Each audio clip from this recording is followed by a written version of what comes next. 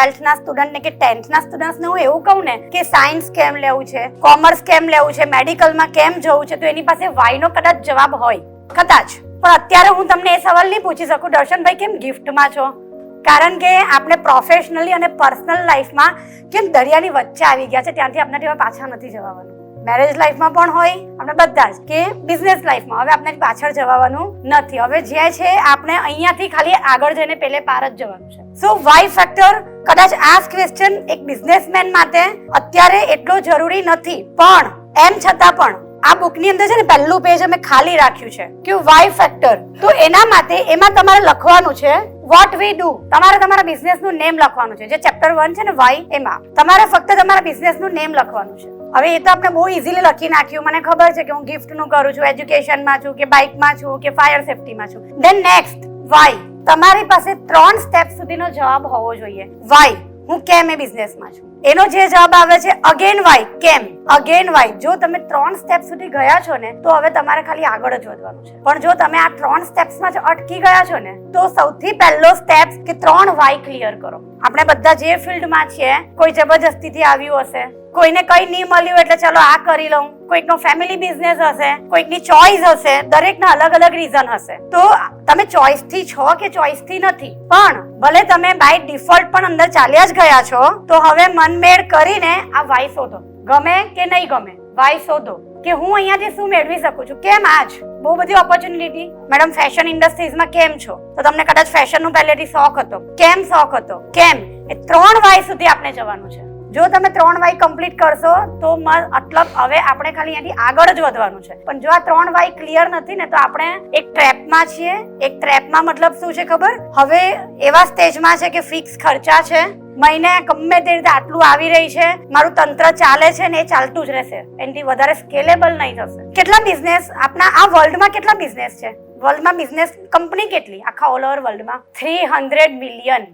એ 300 million માંથી brand કેટલી? 1 or 2%. બાકીના બધા જોબ નહીં મળી એટલે ઘર ચલાવવા કઈ પણ કર્યું. પણ જે એ 1 અને 2% માં આવે છે ને એને પાછા 3 વાય ક્લિયર. હા, થોડું હોમવર્ક બી કરજો, વિચારજો. એવું નથી કે અત્યારે જ આ એક શાંતિથી બેસીને પણ વિચારવાનો પ્રશ્ન છે. Than next, how to select name for your business.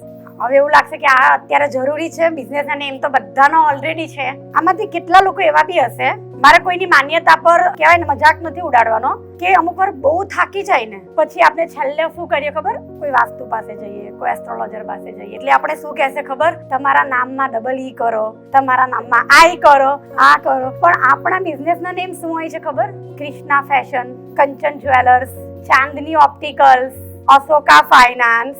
આ મોટે ભાગના આપણા બિઝનેસના નેમ છે ને 50%, મોર દેન 50% બિઝનેસમેનના છે ને બિઝનેસના નામ. આપણે એવું છે મારા ઘરમાં દીકરીનો જન્મ થયો ને એટલે એના ઘરે નામ, એનાથી નામ રાખો. આપણું જે નામ છે ને એ જ ડિસાઈડ કરે છે કે આપણે કેટલા સ્કેલેબલ થઈ શકશું. હું એક્ઝામ્પલ આપું તમને. કંચન જ્વેલર્સ લઈ લો, ખોટું લાગે I am sorry.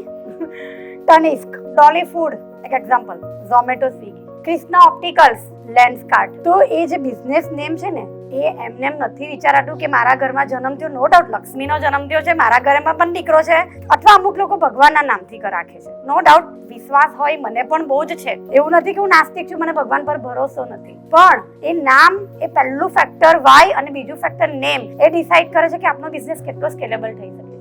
Evergreen investment, નામમાં જ આપણે જોઈશું કયા કયા પ્રકારના નામ આવે છે. તમારે એ ડિસાઈડ કરવાનું છે કે તમારું નામ એમાંથી કઈ કેટેગરીમાં આવે છે. તો what your business name says, brainstorm ideas. એટલે કે જે આપણું બિઝનેસનું નેમ છે ને એ ક્યારેય પણ મન થઈ ગયું ને રાખી લીધું ને એવું નહીં આવે. એની પાછળ તમે હજારો નામને ફેલ કરો છો, 100 નામોને ફેલ કરો છો, ગૂગલ પર કેટલું સર્ચ કરો છો, પછી એ નામનો જન્મ થાય છે. તો એટલે કે એક બ્રેઇનસ્ટોર્મ આઈડિયા હોવો જોઈએ, ક્રિએટિવિટી હોવી જોઈએ, યુનિક હોવો જોઈએ.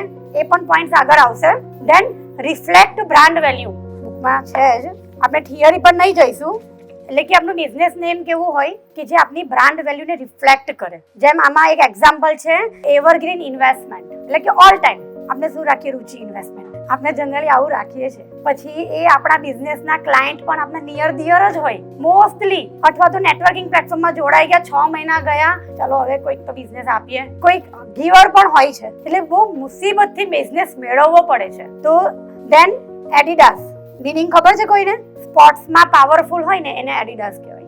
ને એની સ્પોર્ટ્સના શૂઝ માટે જે ફેમસ છે. તો એ વિચારો એને કેટલું વિચાર્યું હશે. હજુ નેક્સ્ટ મંથ આપણો ટોપિક આવશે લોગો, કે કદાચ નામ ચેન્જ નહીં કરી શકાય પણ લોગો ચેન્જ થઈ શકે છે. મેં શું કીધું, આપણે જ્યાં છે ને ત્યાંથી હવે આગળ જ જવાનું છે, આપણી પાસે પાછળ જવાનો રસ્તો નથી. G3 નામ તો સાંભળ્યું જ છે ને. G3 ના જે ફાઉન્ડર છે ને એના ફાઉન્ડરે G3 નામ વિચારવા માટે 90,000 ખર્ચા છે. G3 નો મિનિંગ થાય છે 3 વસ્તુથી એને વિચાર્યું. એ ક્રિએટરે જે લોકોના જે નામ બહુ બ્રાન્ડ હોય ને એ લોકોના નામ વિચારવા માટે પણ એ લોકોએ દિમાગને હાયર કર્યું હોય. તો એને કીધું 3 વસ્તુ પરથી એને G3 નામ પાડ્યું કે એમનો બિઝનેસ 3 પેઢી જૂનો હતો, એટલે કે 2 વસ્તુથી 3 જનરેશનથી હતો, એટલે G. અને એ 3 જેન્ડરના કપડા વેચે છે, મીન્સ મેલ, ફિમેલ અને ચિલ્ડ્રન. તો એવું વિચારીને એ લોકો G3 નામ રાખ્યું હતું. ધેન આવશે કન્સિડર નેમિંગ ટાઈપ્સ. ડિસ્ક્રિપ્ટિવ, ક્યાં તો હવે તમારે વિચારવાના છે આ પોઈન્ટ્સ. આ 5માંથી જો તમારા બિઝનેસનું કોઈક નામ છે ને તો અગેન આ સ્ટેજ તમારો ક્લિયર જ છે. ડિસ્ક્રિપ્ટિવ કે જે કંઈક પણ વર્ણન કરે છે, એના નામથી એનું મિનિંગ ખબર પડે છે. ફૂડ પાંડા, ખબર છે કે આ ફૂડની જ કઈ વસ્તુ છે, એના નામ પરથી એવું નથી લાગતું કે આ શું હશે. તો તમારા બિઝનેસનું નેમ એવું હોવું જોઈએ કે જેનાથી ખબર પડી જાય કે આ શેનો બિઝનેસ છે. Then number 2, evocative and metaphorical. એનું અહીંયા એક એક્ઝામ્પલ છે એમેઝોન. આનો મતલબ છે બહુ જ વાસ્ત. તમારા બિઝનેસની કોઈ લિમિટ નથી. એમેઝોન નો મતલબ થાય છે, એમેઝોન એક નદી પરથી નામ આવ્યું છે, બહુ જ વિશાળ.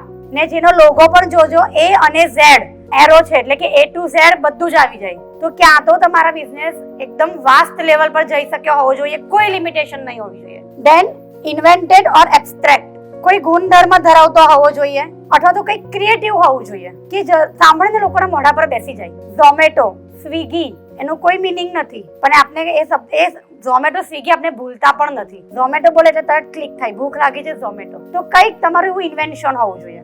Than founders name. હવે એક સાઈડ મેં કીધું કે ચાંદની ઓપ્ટિકલ્સ કે કૃષ્ણા જ્વેલર્સ કે કંઈ પણ ફાઉન્ડર્સ નેમ, પણ તમે જોઈ શકો છો આ બુકની અંદર ફાઉન્ડર્સ નેમ પણ મેં એક એક્ઝામ્પલ આપ્યું છે, બેન એન્ડ જેરીસ. L&T એ પણ 2 ફાઉન્ડરના જ નામ છે, પણ એને અલગ રીતે રિપ્રેઝન્ટ કર્યું છે. તો તમે તમારા જ નામને પણ અલગ રીતે રિપ્રેઝન્ટ કરી શકો. તમે એની લખવાની સ્ટાઇલ જોઈ શકો છો. Than compound. કમ્પાઉન્ડ એટલે 2 વસ્તુને મિક્સ કરી. ફ્લિપકાર્ટ, કાર્ટ એટલે કે જેમાં તમે બધો સામાન લઈ જઈ શકો. ફ્લિપ એટલે તમને જે ગમે તે ઇઝીલી લેવો ને કાર્ટમાં મૂકો, ફ્લિપકાર્ટ. તો તમારા બિઝનેસનું નેમ કમ્પાઉન્ડ હોઈ શકે. ધેન તો આ 5માંથી કેટલા છે જેનું આ 5માંથી એક બિઝનેસ નેમ આવે છે? ચલો જોઈએ. યસ દર્શનભાઈ, ઇટ્સ માય વે. યુનિક તમારું ઇન્વેન્શનમાં આઈ થિંક એમાં આવશે યુનિક. ઇટ્સ માય વે, હા એમાં પણ આવી શકે. યસ, તમારા નામમાં જ મિનિંગ છે. પ્રો બાઇક, એકદમ ફાઇન. ઓહો, wedding memory production, reach loan. Yes, descriptive છે. Okay fine. Good habit diet. હા, હવે એ જ આવશે. આપણું બિઝનેસ નેમ છે ને સિમ્પલ હોવું જોઈએ, બહુ લાંબુ નહીં હોવું જોઈએ. એટલે ખાલી કહેવાનો મતલબ એટલો જ છે. આપણે અહીંયા 70% બધા ઓકે છે, જે નથી એમાં પણ કદાચ નાઇનર આમ જોશે ને તો એ રિકવર કરી શકશે. બટ આ એક એવી વસ્તુ છે કે જ્યારે આપણે કંઈ પણ સ્ટાર્ટ કરીને એ પહેલા જો કોઈકને આ વસ્તુનું એજ્યુકેશન મળ્યું હોય ને તો એ વધારે સ્કેલેબલ કરી શકે. બટ આપણે આખો એક કોર્સ કરવાનો છે ને તો આપણે સ્ટેપ બાય સ્ટેપ્સ બધું જ કરવું પડે. આપણે જ્યારે સ્કૂલમાંથી કોલેજમાં જઈએ ને તો પણ અમુક ચેપ્ટર રિપીટ થતા હોય, બહુ ઇઝી હોય, પણ એ કરવા કમ્પલસરી હોય, એ સિલેબસમાં હોય છે. તો એવી રીતે જ આપણા અમુક ટોપિક્સ છે.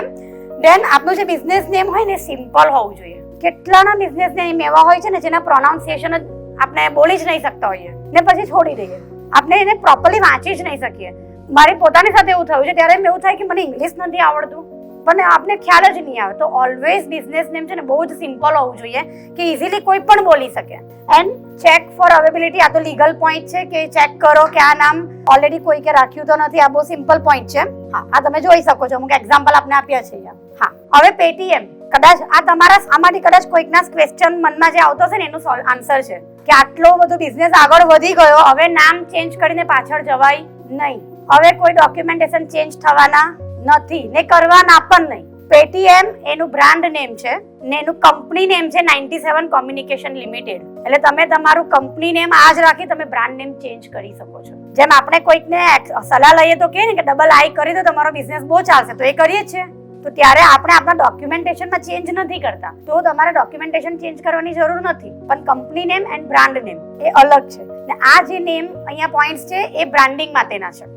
હવે લેન્સકાર્ટ, એ પણ ચશ્મા જ વેચે છે અને આપણે લાઈનમાં કેટલા આપણા બહાર ઓપ્ટિકલ્સ વાળા હોય એ પણ ચશ્મા જ વેચે છે. બંને સેમ જ વેચે છે, પણ એક નેમ કે જેનાથી ફ્રેન્ચાઇઝી મોડલ પર પણ એના બિઝનેસને લઈ જઈ શકે છે. જ્યારે બિઝનેસને સ્કેલેબલ કરવો હોય ને તો આપણે એકલા નહીં કરી શકીએ. કોઈ મારી ફ્રેન્ચાઇઝી કેમ લેશે? મારા નામની કોઈ નહીં લે, પણ કદાચ એવું કંઈક યુનિક હશે તો લોકો લઈ શકે છે. જય અંબે ટી સેન્ટર અને ટી પોસ્ટ ફરક છે. સો આ 5 પોઈન્ટ બિઝનેસના નેમ માટે છે. વન ઓર 2 વર્ડમાં આપણું બિઝનેસ નેમ હોવું જોઈએ, બહુ લાંબુ નહીં હોવું જોઈએ. ધેન એસોસિએટેડ વિથ બિઝનેસ, આપણા બિઝનેસ સાથે કનેક્ટેડ હોવું જોઈએ. ધેન મિનિંગફુલ એન્ડ એક્સાઇટિંગ, જેમ કે ઝોમેટો, સ્વિગી, એનો મિનિંગ નથી પણ એક્સાઇટિંગ, તરત ક્યુરિયોસિટી થાય છે, મને જાણવું છે આ શું છે. ઇઝી ટુ સ્પીક, ઇઝીલી બોલાતું હોવું જોઈએ. ઘણી વાર આપણે હોય છે ને આનું નામ યાદ નહીં આવતું, બહુ સારું જ નામ છે કારણ કે ઇઝી નથી. સ્કેલેબલ, નામ ઉપરથી જ ખબર પડશે કે આ બિઝનેસ કેટલો સ્કેલેબલ થશે. હવે આ વાત થઈ બિઝનેસની, પણ અમુક પ્રોફેશનલી બિઝનેસ નથી હોતા, જેમ કે કોઈ ડોક્ટર, તો એના નામથી થાય છે. બિઝનેસ વસ્તુ અલગ છે અને પ્રોફેશનલ વસ્તુ અલગ છે બંને. તો ડોક્ટર એના નામથી ફેમસ થાય છે. આ જ આપણે હું બાપ્સમાં જઈશ ને પણ કહીશ કે આ જ ડોક્ટરને બોલાવો, તો એ પ્રોફેશનલ.